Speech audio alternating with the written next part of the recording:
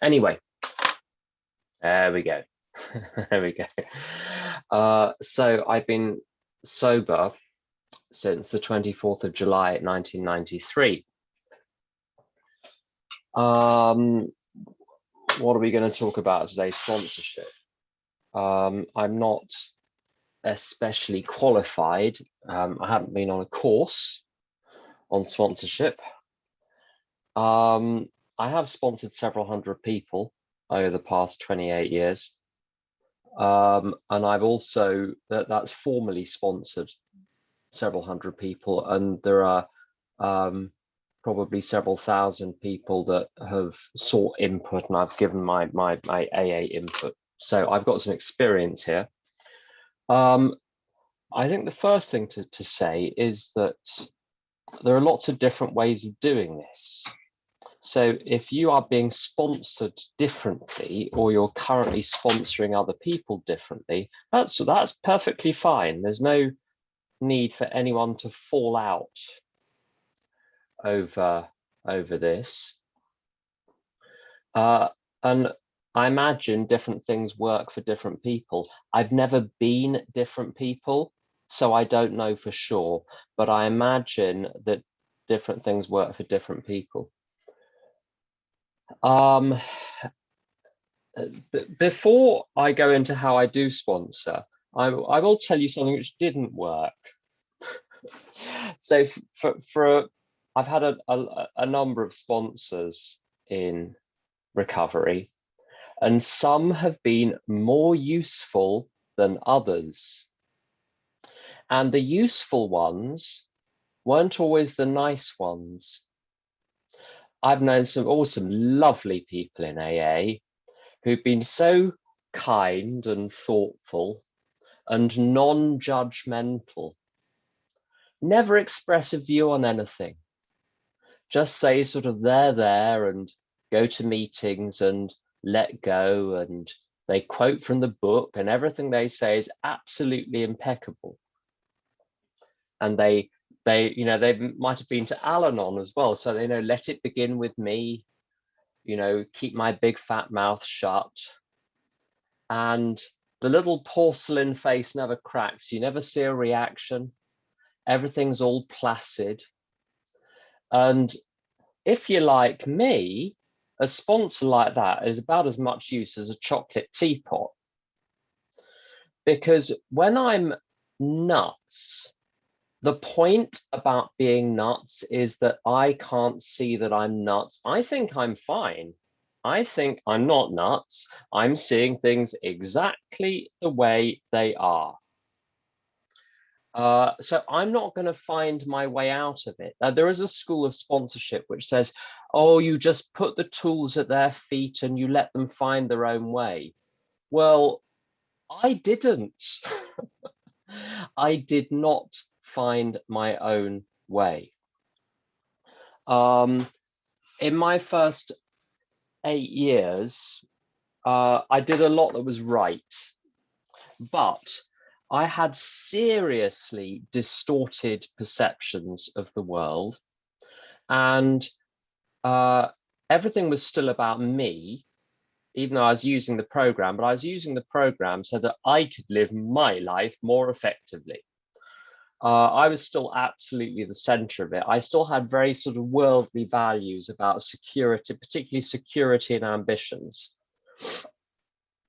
And I had a series of nice sponsors who went for walks with me in nice places, and they never challenged me on anything. And nothing changed.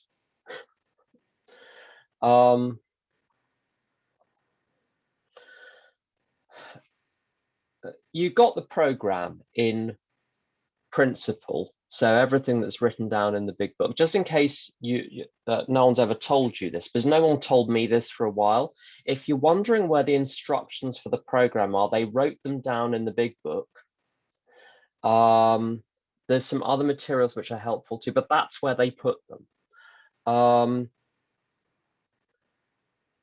So there's the program there, and a sponsor might limit himself or herself to simply regurgitating what's in the book, saying, wow, look on this page, look on that page. But you might as well just sit with the book then, rather than someone saying, you know, most of us can read, not all of us, but most of us can read. I needed a sponsor, and I still need people, I still need human beings to help me apply the program to what? To me. It's not, as the book itself says, it's not a theory. It's no good just giving me the abstract principles and not helping me to apply them. And I think the reason why this is different than going to get a sort of, I don't know, a teach yourself trigonometry or a teach yourself Vietnamese book is there won't be any particular ego resistance to trigonometry or learning Vietnamese. So as long as you're, as they say in, you know, job situations, a motivated self-starter, as long as you've got that going on, you'll be all right. You don't need to be spoon-fed. But I think AA is different because there's a headwind, and the headwind is the ego.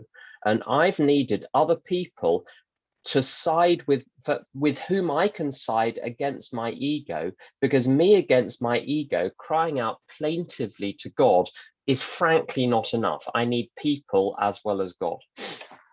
So the sort of gently, hands-off style of sponsorship, I'm sure is very suitable for some people, but as I say, useless for me. The purpose of a sponsor is to take me through the steps and to show me how to apply the program, the steps and the principles to my actual life. And I think there are two key elements here. AA, some people say, could be made to stand for, of course, it stands for Alcoholics Anonymous, but it could stand for attitudes and actions. In other words, the way I look at things, and what I do. And if my life is going to change, how I look at things has to change, and what I do must change. It's no good changing one without the other. If I change my attitudes, but my actions don't change, nothing is going to, if you don't set the alarm clock, it won't go off. I mean, it's just a very basic example, but some actual change has to take place. Unless I got a job, money was not going to start coming in. But by the same token, without the attitude changing, you can take all the right actions. I'm pretty bloody minded. I know you're all sort of placid and yielding there in New South Wales, but I'm bloody minded. And I can take all the right actions, but remain thoroughly miserable because I've decided to be miserable. I said to my other half a few weeks ago about something or other, I said, well, I don't know why this is upsetting me. And he said, because you let it.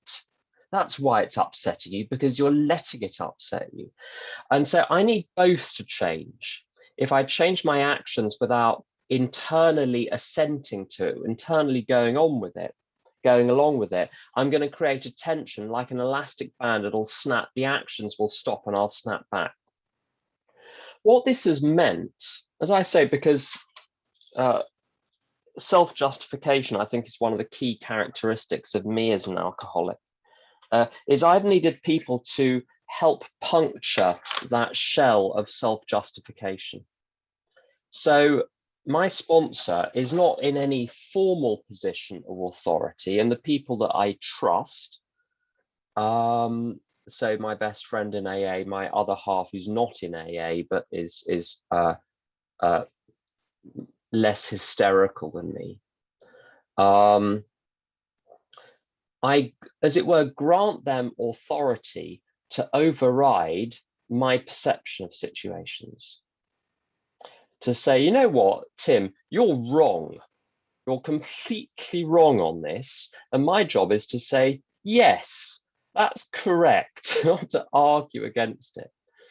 Why? Because if I'm unhappy, I better hope that I am wrong. Because if I'm not, I'm stuck like it. So you've got to be pretty careful who you pick. Now, I love AA, but we let anyone in.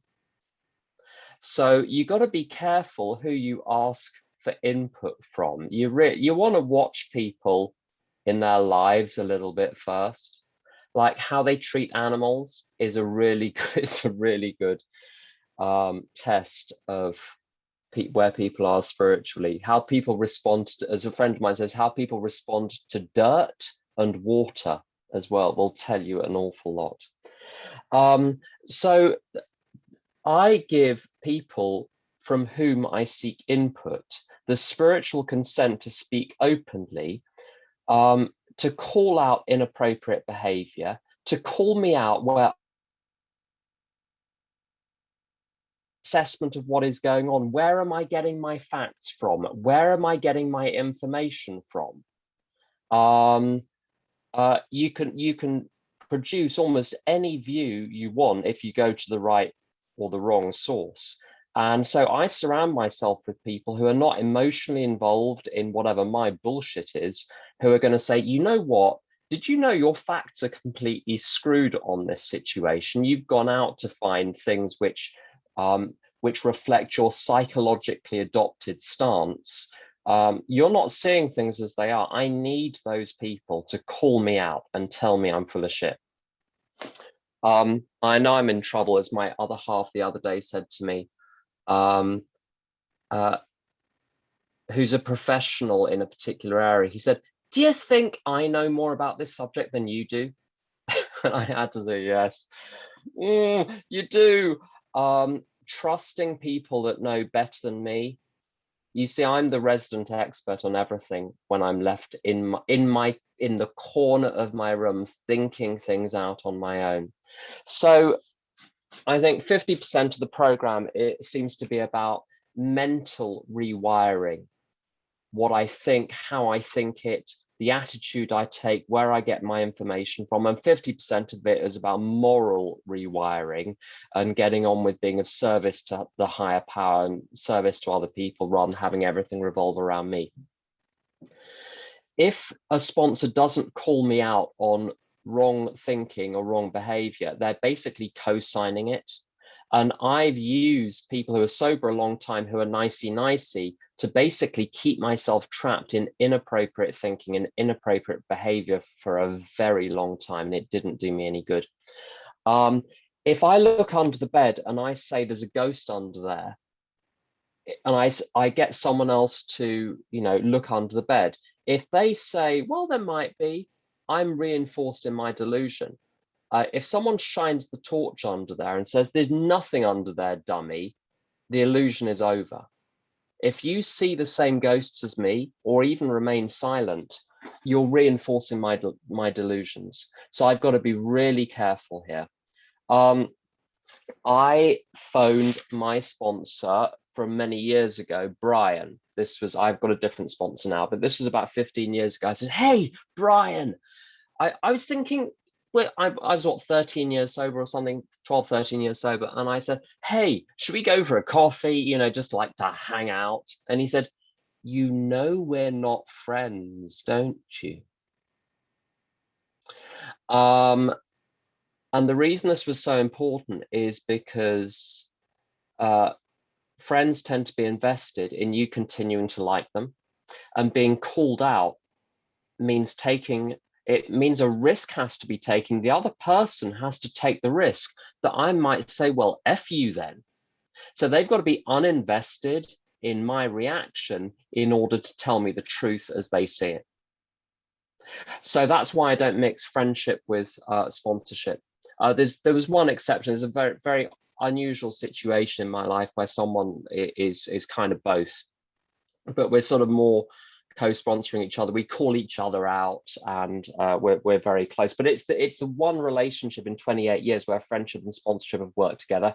Every other time that I've let aspects of friendship leak into the sponsorship, it's spoiled the friendship and it's spoiled the sponsorship. So I keep the two completely separate. It doesn't mean that we can't be friendly and cordial, but it means no gifts, no favors, don't go on holiday, that sort of stuff. Really don't go on holiday. I mean, maybe you've got it. Maybe you've pulled it off. I haven't. There's always an issue. So I don't do that. Some other points. I've learned a lot about how to sponsor people from going to some Al-Anon meetings and listening while I'm at them. That's the key second stage. Once you've been an Al-Anon for a while, you realize, oh my God, these people actually know something. What this means is, as a sponsor, I'm not there to do for them what they can do for themselves. Their job, the sponsee's job, is to get to the furthest point they can using the resources and knowledge they have. And then I can take them further from that point. But it's not my job to find where in the big book something is. It's not my job to repeat things 100 times. So I get people to take notes from our conversations. And if I sense that we've discussed something before, I say, hey, have you looked at your notes from last time? I think we've discussed this. Because there's a big danger of infantilizing sponsees by treating them like little sort of children that are incapable of doing anything. And they become reliant on you. Have you noticed that thing sometimes with sponsees? I know I've done this as a sponsee, where a situation happens and, I might be 2, 5, 10 years sober, and I've done the steps and I've got some experience and I've got some knowledge, but something has happened and I am upset. So what do? Well, you call your sponsor and you sick up this unprocessed, undigested situation onto their mat and look up at them like a cat that's brought in a half-dead mouse and say, what are you going to do about this? And then the sponsor pushes back and I say something like, well, aren't you supposed to call your sponsor when you're having a bad day? It's not my sponsor's job to unpick the facts from the bullshit of a situation until at least I've made a little bit of an effort to do that myself first. And so what I encourage, when people are super new, it's completely different. In the first year, people need a lot more hand holding. But after a while, there has to be a maturing process where people actually start to assimilate and apply the skills, the tools, the experience, the knowledge that you've passed on to them. Otherwise, you just end up being their wet nurse forever. A friend of mine reports being in his home group in New York where someone asked this bloke, oh, hey, Jerry, can you take the meeting today? Susan is stuck somewhere. And Jerry said, I'll have to go and ask my sponsor. And this is someone that's 20 years sober. You should be able to think through something like that yourself after 20 years. So the point of sponsoring people, I think, is to get them to a position where they've assimilated the program and they can rely on the higher power. So you're not their wet nurse forever. I'm going to be blunt. I was an asshole when I got sober, and I'm a bit better now. I'm not nicey, but I'm a lot more socialized than I was. And sometimes I sponsor people who are a little bit tricky. And the danger, there are 4 R's to look out for. Reaction, resistance, rejection, and reproach. So you're in the middle of, you haven't even finished giving the suggestion and they're already going off like a string of Chinese firecrackers. And then they come up with loads of objections. Like, again, you haven't even finished giving the suggestion and already the objections are growing like bamboo in rainy season, just shooting up there. Like, as fast as you can get rid of the objections, more are coming. And then they reject what you have to offer, and then they start reproaching you for having the temerity to make a suggestion they asked for. Now, what I've learned over the years is I don't fight that. Like, I introduce people to the idea of the 4 R's, that a lot of people will respond really badly to input. I know I did. So I'll say to people, hey, can you see there's a tiny little bit of resistance going on? How about we pause for, I don't know, 24 hours, 48 hours? If you want to come back enthusiastically interested in what I have to offer, then we can talk again. But I think you need to have a little think first, because it makes no sense to come and ask me for input and then reject it immediately. Fine, And they're usually fine. Then, like a couple of days later, they'll come back, because what's going on is some people have a tiny little problem with authority figures, and you are chosen by them as a sponsor, which means you probably remind them of all sorts of authority figures they had in the past that they've got problems with or had problems with that they never quite got over. And you're now the vehicle for them to perform historical reenactments of every failed authority relationship ever. And so it's not even necessarily, it's not about you. It's not even about the advice. Sometimes the whole setup, the conversation is happening so they can start an argument with an authority figure and win and go away vindicated somehow, having taken revenge on mom or pop or the teacher from 3rd grade or whatever. That's what this is really about. That's why I press the big red pause button and say, why don't you come back in a couple of days if you're actually interested in input? And there are nice ways of doing that, and I adopt one of the nice ways. I'm kind of giving it to you straight here. You know, a lot of this, as far as the delivery is concerned, you have to be gently, but make sure the content isn't gently, otherwise you'll kill them. What else? Sometimes funny little special relationships get formed with sponsors, and that can be a little special relationship where they're sort of they're running after you like a duckling, or it could be where you're the resident enemy, you're resident evil, like you know, you walk into your home group and they're there and their whole body shudders. And I had one a few years ago where there's nothing I can do right here. I'd make a suggestion and she'd say, well, I think you're bullying me by making that suggestion. And then I said, well, why didn't you, if you don't like my suggestions, that's fine. That's fine. Why didn't you get another sponsor? And she said, you're abandoning me. So like whatever you do is wrong. If you give them a suggestion, you're overbearing. If you threaten to stop giving them suggestions, you're abandoning them.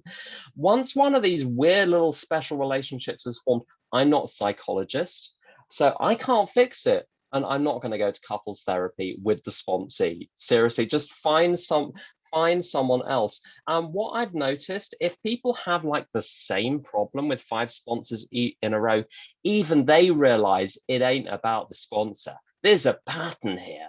There's something else being played out in the relationship. And sometimes they have to, your job is just to, you know, be number 7 in the list of people of failed sponsorship relationships, so people to learn what's actually going on. But I can't fix it. I can't fix any of those. So as soon as it becomes anything but a straightforward, here's some information, here's how you apply it, here's where I think you're wrong. I might be wrong in my perception of where you're wrong, but there we go. That's my view.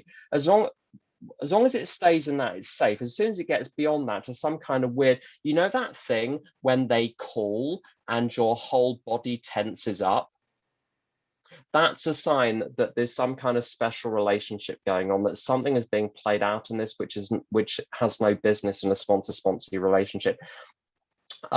Personally, I found it best for a while to find sponsors and other people to give input who I found boring, because I was actually much more likely to just listen to what they say and do it than the ones I found interesting. The interesting ones, I was attracted to something else. What else? I spread the load as well. So when I'm taking people through the steps, I give them a list of people who I think have got a good program. Say, when you've done a little bit of step work, run it past a couple of these step buddies as well. So by the time you come to me, you got some of the kinks worked out, because then they're getting to rely on a whole like village of people rather than on you. I don't like being a one-stop shop for someone else's recovery.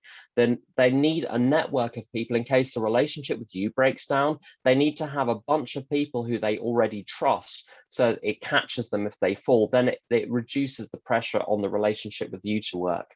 And a lot of people need a lot of hand-holding through the actual mechanics of the steps. And sometimes it can get just super intense and difficult if like everything is being done with one person. And in Cleveland, I'm given to understand, they got people to be indoctrinated with the program, but like 7, 8, 9 people. And I think that's really healthy. You get the same when you hear it from 8 different angles, like basically the same thing, but expressed in a slightly different way. I can hear it then. And just a couple of last things. One thing on relapse. So when they relapse, not everyone does, but a lot of people do. Uh, what I've got to find out with the sponsee is what's the reservation, and usually it's there are a number of basic ones. Basically, they don't want to stop. They still see some kind of benefit in continuing to drink. They don't really believe in the physical craving. They think that they can somehow have a controlled outbreak, if you'll pardon the expression. They believe that there's such a thing as a safe slip, that if they slip, they can come back. I thought that when I was a slipper for 3 years.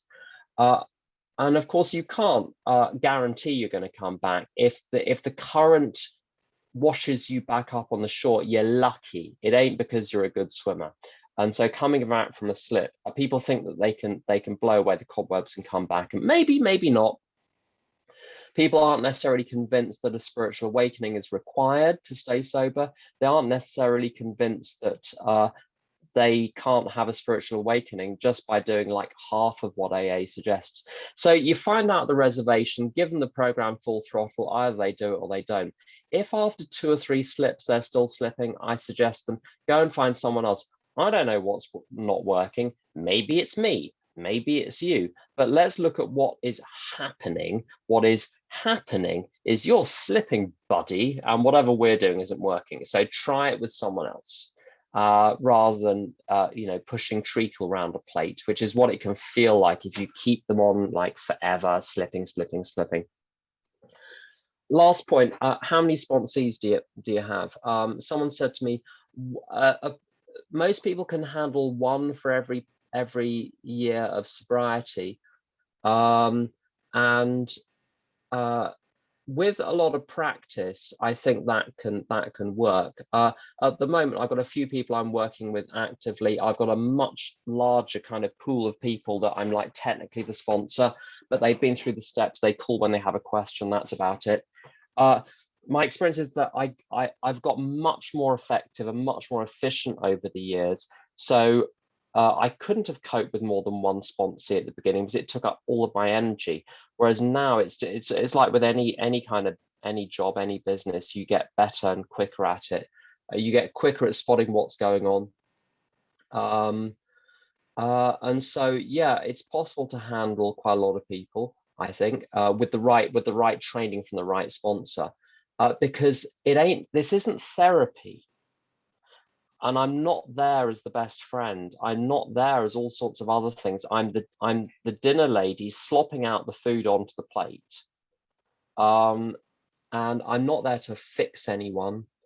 And it's when I see people getting very, very entangled, and they've got 2 sponsees and it's almost more than they can cope with.